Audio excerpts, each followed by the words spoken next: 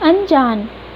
आज करुणा जी सुबह से परेशान हैं और क्यों ना हो, आज उन्हें यह घर छोड़कर जाना है।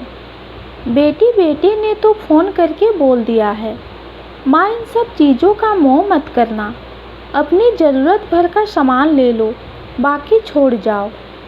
अब वो लोग क्या समझें, अब इस उम्र में ज़रूरत किसी भी चीज़ की नहीं होती और मोह हर चीज़ से होता है। यह बात बच्चे नहीं समझते। करुणा जी ने ड्राइंग रूम से करनी से सजाए गए सजावटी सामानों पर नज़र डाली। ना जाने कहाँ कहाँ से वो और उनके पति लाए थे। कितने चाव से घर को सजाया था उन्होंने। नौकरों को, माली को, कामवाली को, सबको बोल दिया है, जिसको जो मन हो ले जाओ। बर्तन साड़ियाँ पाकर कामवाली खुश हो गई। आप सोच रहे होंगे करुणा जी जा कहाँ रही हैं? अपनी बेटी के पास?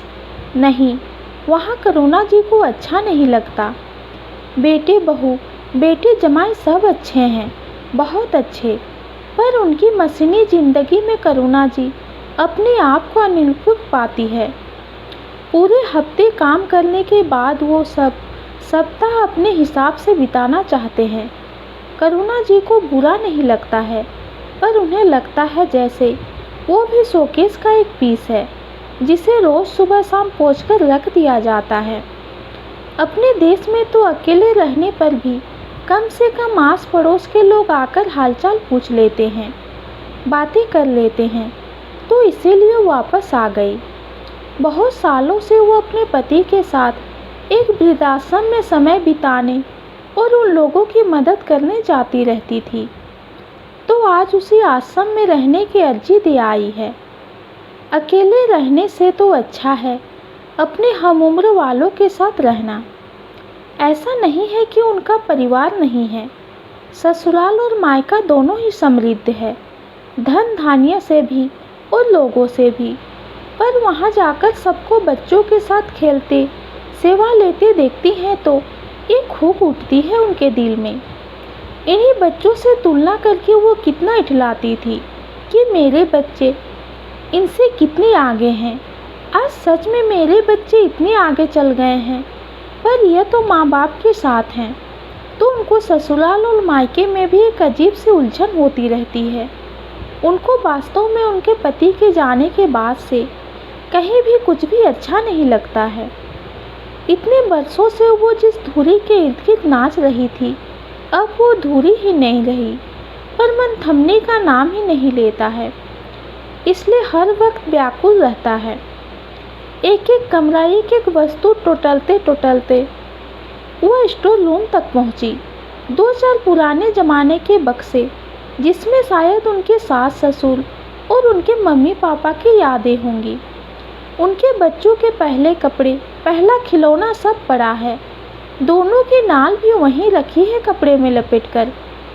पहले ज़माने में बोलते थे कि नाल को घर पर रखो तो लोगों का घर से, ज़मीन से, गांव से जुड़ाव रहता है, पर कहाँ। नाल यहाँ होने के बावजूद भी दोनों लंदन में हैं और वो उनकी नाल तो यहाँ नहीं गड़ी है, फिर भी उन्हें यहाँ की एक एक चीज़ से मोह हो रहा है। वो जानती है इनमें से साथ ले जाने लायक कुछ भी नहीं है, यहाँ तक कि बरसों से उन्होंने इसे खोलकर भी नहीं देखा है, पर हमेशा के लिए छोड़ना दुखद तो है ना। उन्होंने बच्चों के छोटे कपड़े रखे थे, चांदी का कलौजा, छोटी छोटी पायल की। जब बच्चों के बच्चे होंगे तो उन्हें पहनाऊंगी, पर दोनों के बच्चे विदेश में ही हुए, हिम्मत ही नहीं पड़ी और पति ने भी मना किया कि जाने दो। एक बक्से में तो सारे एल्बम पड़े हैं, उनके बचपन के, उनके पति के बचपन के, उनकी शादी का, बच्चों के बचपन का। शायद कभी साथ बैठकर देखने का मौका ही नहीं मिला। फिर इन सब से मोह क्यों? तभी उनकी नज़र एक छोटी सी अटैची पर पड़ी। यह अटैची पिछले 30 सालों से बंद पड़ी है। इसमें उनकी यादें हैं, उनकी पहली शादी, पहले पति, पहले प्यार की। वो यादें कभी उनके वर्तमान जीवन पर हावी ना हो जाए, इसलिए कभी इस अटैची को खोलने की उनकी हिम्मत ही नहीं हुई। करुणा जी ने कांपते हाथों से उस अटैची को खोला। अंदर कुछ फोटो थी, एक मंगलसूत्र, एक सूखा हुआ गुलाब, कुछ पत्र और कुछ कागजात। पत्र जो उनके पहले पति ने उनके लिए लिखे थे, फूल जो उनको पहली बार दिया था, फोटो उनकी यादों जितनी ही धुंधली हो गई थी। करुणा जी सोचने लगी, जिसके साथ जीने मरने की कस्में खाई थी, जिसने उसे कली से फूल बनाया, जिसका हाथ पकड़कर वो पहली बार देश को सोपान पर चढ़ी थी, उनकी शक्ल भी उन्हें ठीक से याद नहीं आ रही थी। उनकी गलती भी तो नहीं थी, समय भी तो सिर्फ साथ में 3 वर्ष बीते थे। और ये कागजात बस याद आ रहे हैं तो इतना ही कि शादी के बाद जब वो विवाह कर आई थी तो कुछ महीनों बाद ही उनके पति दिनेश उनको अपने साथ ले गए थे। मैदानी भागों में रहने वाली ने पहली बार वहाँ पहाड़ देखे थे। प्रकृति का सौंदर्य अपने चरम पर था। कलकल बहती नदी, काली सर्पिली सड़कें, छत पर वाहन की पार्किंग, ढलान वाले खेत, एकदम अलग एहसास। दिनेश किराए के घर में रहते थे। पति से पहली फरमाइश सही थी, उन्होंने यहाँ तो अपना घर होना ही चाहिए था। नया नवेला पति मान गया। आखिर बात भी सही थी, जब नौकरी यहाँ है, रहना यहाँ है, तो फिर किराए का घर क्यों ना घर बनवा ही लिया जाए। तब जमीन सच में मिट्टी के मोल ही मिलती थी। यह तय हुआ, अभी घर वालों को नहीं बताएंगे। एक बार घर बनकर तैयार हो जाने दो, फिर उन सबको अचंभित कर देंगे। जमीन पर 4 दीवारी करवा दी गई। 2 कमरे और रसोई बहुत हैं, बाद में ज़रूरत होगी तो बनवा लेंगे। घर बन ही रहा था, पर करुणा जी ने जाकर वहाँ का बगीचा तैयार कर दिया था। पागलों की तरह गुलाब की कलम से पूरा बगीचा भर दिया था। पर यह घर शायद उनके नसीब में नहीं था। गृह प्रवेश का शुभ मुहूर्त बनता, उससे पहले ही एक एक्सीडेंट में दिनेश की मृत्यु हो गई। मायके और ससुराल वाले आकर सब विधि करके उन्हें ले गए। उन्हें याद आया, सालों पहले ऐसे ही वे एक बार अपना सामान बांध चुकी है। हाँ, बस फर्क ये था कि तब तो उन्हें कुछ होश ही नहीं था कि उनके आसपास क्या हो रहा है। तो सारा सामान मायके व ससुराल वालों ने मिलकर समेटा था। दिनेश का सामान, सारे कागज पत्र उनके ससुराल वालों ने, और करुणा जी का सामान मायके वालों ने। वो तो किराए का घर था, तो इतना सामान भी नहीं था। पर यह कागज दिनेश ने एक दिन उनको देते हुए बोला था, इसे संभाल कर अपने पास रखो। उन्होंने पूछा भी, यह क्या है? तो उन्होंने बोला, वक्त आने पर बता दूंगा। पर वो वक्त कभी आया ही नहीं। तो ये कागज़ करुणा जी के सामान के साथ ही आ गए। काफ़ी समय बाद जब उसने दूसरे विवाह की तैयारी चल रही थी, तो उन्होंने अपना सामान खोलकर देखा, तो उसमें पाया कि वो तो घर की ज़मीन के कागज़ थे जो उनके नाम पर थी। आज की तरह फ़ोन तो थे नहीं। ससुराल वालों से उनका संपर्क बिल्कुल टूट चुका था। उन्होंने मान लिया कि जिस तरह से ससुराल वालों ने उन्हें आक्षेप लगाकर निकाला था, अब तक इस घर पर अपना कब्जा जमा चुके होंगे। कागज़ फाड़कर फेंकने जा ही रही थी कि लगा जैसे दिनेश बोल रहे हैं, तुम मेरी इतनी बात भी नहीं मान सकती, संभाल कर रखने को बोला था ना। तो बस ये कागज़ वहाँ से उनके साथ ही यहाँ आ गए। दिनेश की यादों के साथ इतने सालों से यह भी दफन थे। यादें लौटे तो एक हुक उठी, एक बार तो जाना चाहिए था। इतने अरमानों से जो घर बनवाया था, पता नहीं अब कैसा है, किसके कब्जे में है। पता नहीं क्या प्रेरणा जागी। वृद्धाश्रम जाने की जगह उन्होंने वहाँ का टिकट ले लिया। अपने 4 जोड़ी कपड़े, कुछ पुरानी यादें और उस घर के कागजात को साथ लेकर वो वहाँ पहुँच गई। कितना बदल गया है वो छोटा सा गांव, आज पूरा बड़ा शहर है। यह क्या पागलपन किया है उन्होंने। यहाँ तो सड़कें गलियाँ सब अपरिचित है, पूछे भी तो क्या और किससे। सामने एक बोर्ड लगा था, दिनेश विश्राम गृह। करुणा जी के चेहरे पर मुस्कान आ गई। कोई और नाम भी हो सकता था, पर लगा जैसे दिनेश उनका स्वागत कर रहे हों। दिमाग पर जोर डालने पर और घर के कागजात पढ़ने पर जो पता उन्होंने रिक्शा वाले को बताया, तो वो उन्हें दिनेश विश्राम गृह के सामने छोड़ गया। वो सोच रही थी, इतने सालों में एक बार भी नहीं, और आज यह नाम बार बार उनके सामने आ रहा है। उन्हें लग रहा था, क्या उनके बनाए हुए मकान पर ससुराल वालों ने कब्जा किया होगा, या उनको तो पता भी नहीं होगा उस घर के बारे में। करुणा जी को लग रहा था 2 कमरों का एक खंडर दिखेगा, उनके अरमानों की तरह सूखे हुए गुलाब की क्यारियों के साथ।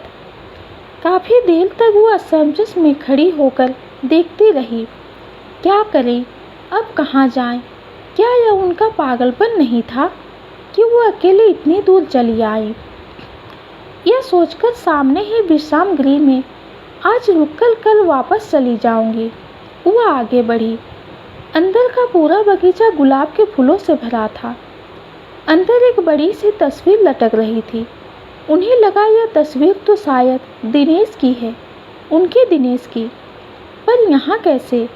वो आश्चर्य से इधर उधर देख ही रही थी कि सामने केबिन से 40-42 साल का एक दाढ़ी मूंछ वाला शायद मुस्लिम युवक उठकर आया और पूछा, मैं आपकी क्या सेवा कर सकता हूँ? फिर उसने करुणा जी को गौर से देखते हुए पूछा, दीदा, क्या यह तुम हो? तुमने इतने साल लगा दिए वापस आने में। दीदा शब्द यह तो सिर्फ वो बोलता था। उनकी आंखों के आगे 8-10 साल के बच्चे का चेहरा घूम गया। उन्हें याद आया, जब वो शादी करके नई नई आई थी तो उनका मकान मालिक एक मुस्लिम परिवार था। रहीम भाई, उनकी बेगम सलीमा और उनका बेटा शाहिद। रहीम भाई दिनेश के साथ ही काम करते थे। दिनेश की रहीम भाई से बहुत पटती थी, पर वो यानी करुणा जी थोड़ा संकोच करती। उनका ब्राह्मण होना, उनके संस्कार उन्हें सलीमा से ज़्यादा मिलने जुलने में बाधा बनते। सलीमा भी जानती थी कि उनके घर में मांसाहार पकता है, इसलिए करुणा जी उनके घर का खाना नहीं खाती हैं। पर दोनों को एक दूसरे के घर आने जाने, गप्पे मारने में कोई परेशानी नहीं थी। शाहिद तब छोटा सा था। वो उन्हें चाची कहने को तैयार ही नहीं था। वो थी भी कमसिन छोटी उम्र की। वो हमेशा उन्हें दीदा ही कहता और दिनेश को अंकल। वो शाहिद के साथ खेलती, उनकी पढ़ाई में मदद करती। उनको भी शाहिद में अपना छोटा भाई दिखता। शाहिद सारा दिन उनके घर पर ही रहता, खेलता, खाना खाता। दोस्ती के बीच मजहब आड़े तो आ रहा था, पर बाधा नहीं बन रहा था। एक दिन की बात है, सलीमा जल्दा लेकर आई और बोली, मुझे मालूम है कि तुम मेरे बर्तनों में खाना नहीं खा सकती, पर मैं आज ही नया कुकर खरीद कर लाई हूँ और सब सामान भी। मैंने चौका साफ करके यह बनाया है और आज चौके में मांसाहार भी नहीं पकाया है। आज तो तुम खा सकती हो। आज शाहिद का जन्मदिन है। करुणा जी को भी क्या एतराज होता, अब खाने का लेन देन भी होने लगा था। और वही शाहिद आज देखो तो इतना बड़ा हो गया है। वो उनके गले लग गया और बोला, अम्मी अब्बू तो आपको देखकर बहुत खुश होंगे। फिर बोला, आपका सामान तो आपके विश्राम गृह में ही रख देता हूँ। वो चाय पी लो, नाश्ता कर लो, क्योंकि हमारे घर का तो आप खाओगे नहीं। आपका विश्राम गृह। उसने करुणा जी का सब सामान ले जाकर एक कमरे में रखा। वहाँ एक छोटा सा मंदिर भी था। मंदिर में दिया जल रहा था। उसने बोला, यह कमरा इतने सालों से आपका इंतज़ार कर रहा था। उन्हें कुछ समझ में नहीं आया, कुछ पूछ भी नहीं पाई। चाय नाश्ता करने के बाद वो उन्हें लेकर थोड़ी दूर पर बने साधारण से घर में ले गया। करुणा जी को याद आया, हाँ, यही तो वो रहा करती थी। यह तो आज भी वैसे ही है। शाहिद ने दरवाजे से ही आवाज़ लगाई, अम्मी अब्बू, देखिए तो कौन आया है। सलीमा वहीं ड्राइंग रूम में बैठी थी। उन्हें देखते ही करुणा कहकर गले से लगा लिया। रहीम भाई ने भी सलाम किया, कुशल पूछी। तब तक साहिद की बेगम थोड़ी मिठाई और 2 गिलास में पानी लेकर आई। सलीमा कुछ बोलती उससे पहले ही वो बोल पड़ी। पानी, वो मिठाई और गिलास प्लेट सब अभी बाजार से लेकर आ रहे हैं। यह जानते हैं ना कि इनकी दीदा पंडित है और वो हमारे मांसाहार के बर्तन में नहीं खा सकती। फिर उसने ही बोला, दीदा आज तो आप खाना खाकर ही जाना। अम्मी ने आज भी वो कुकर संभाल कर रखा है कि आप जब कभी भी आओगे तब के लिए। करुणा जी सोच ही रही थी कि एक यह लोग हैं आज भी उनके धर्म, उनके संस्कारों की कद्र करते हैं। वहीं उनके खुद के बेटा बहू का कहना है कि बर्तनों में चिपका थोड़े ही रहता है, बर्तन धो दिया हो गया, क्या बिना मतलब के अलग से बर्तन रखना। करुणा जी ने बोला भी, एक तो मैं तुमको मांसाहार खाने से रोक नहीं रही हूँ और तुम अपने बर्तन मत अलग करो, मेरे 4 बर्तन अलग रहने दो। पर सुनता कौन है। अब तो झिक पटक कर करुणा जी की भी आदत पड़ गई है। करुणा जी की आंखों में आंसू तो रुकने का नाम ही नहीं ले रहे थे। फिर सलीमा और रहीम भाई ने जो बताया उसके अनुसार उन लोगों को भी यह पता नहीं था कि दिनेश के घर वालों को घर बनाने की बात नहीं मालूम है। तो उनको यही लगा कि बाद में आकर वो लोग घर का जो भी करना होगा सब व्यवस्था करके जाएंगे। पर 8-10 महीने तक कोई नहीं आया तो उन्हें लगा उनसे गलती हो गई है। शायद उन्हें परिवार वालों को घर के बारे में बताना चाहिए था। तो फ़ोन का ज़माना तो था नहीं। ऑफिस से अस्थायी पता निकलवा कर वो दिनेश के घर भी गए। दिनेश ने ज़मीन खरीदते वक्त उनसे कहा था कि यह ज़मीन मैं करुणा के नाम पर खरीद रहा हूँ। तो उन्हें जाकर दिनेश के घर वालों को बताया। करुणा जी की अमानत का क्या करना है। करुणा का नाम सुनते ही वो लोग भड़क गए और यह जानने की कोशिश भी नहीं की कि आखिर वो अमानत है क्या। उन लोगों से करुणा का पता लेने की कोशिश की। करुणा का पता लेकर वो उनके घर भी गए थे। उनके पिता से बात भी हुई, पर उसके पिता को भी नहीं मालूम था कि कागजात करुणा के पास ही है। तो उन्होंने बोला उनके बेटे ने खरीदा था, अब उनको जो करना होगा वो लोग ही करेंगे। साल भर तो सलीमा वहाँ जाकर पौधों में पानी वगैरह डालती रही, पर एक दिन हमें लगा कुछ लोग वहीं घर के आसपास घूम रहे हैं, शायद घर पर अपना कब्जा जमाना चाहते हैं। तो हमने सोचा कि ऐसे ही पड़ा रहेगा तो ज़रूर कोई ना कोई कब्जा जमा लेगा। तो हमने जो दरवाज़ा खिड़की का काम बाकी था वो करवा कर गेस्ट हाउस का बोर्ड लगा दिया और सबको यही बोला कि तुमसे बात हो गई है, तुमने अपनी मंजूरी दे दी है। तब से आज तक उनकी जो भी कमाई होती है उसमें ही लगाते जाते हैं। एक कमरा जो आपका वो दिनेश का था उसे कभी किराए पर नहीं लगाया, वो हमेशा आपके लिए ही तैयार रहता है। घर का गृह प्रवेश भी एक पंडित जी को बुलाकर करवाया था। उन्होंने ही आपके कमरे में मंदिर की स्थापना की और रोज आकर पूजा भी करते हैं। करुणा जी तो समझ ही नहीं पा रही थी कि क्या बोले, बस हाथ जोड़कर इतना ही बोली, अच्छा हुआ मैं आ गई, अब यह घर के कागज आपको सौंपकर मैं निश्चिंत होकर चली जाऊंगी। सलीमा बोली, चली जाओगी? क्यों चली जाओगी? तुम्हारा घर है, तुम्हारा होटल है, अब आ गई हो तो तुम ही संभालो। करुणा जी ने बताया कि नहीं, उन्होंने अपनी सारी व्यवस्था वृद्धाश्रम में कर दी है। तो साहिद ने उसके हाथ पकड़ लिए।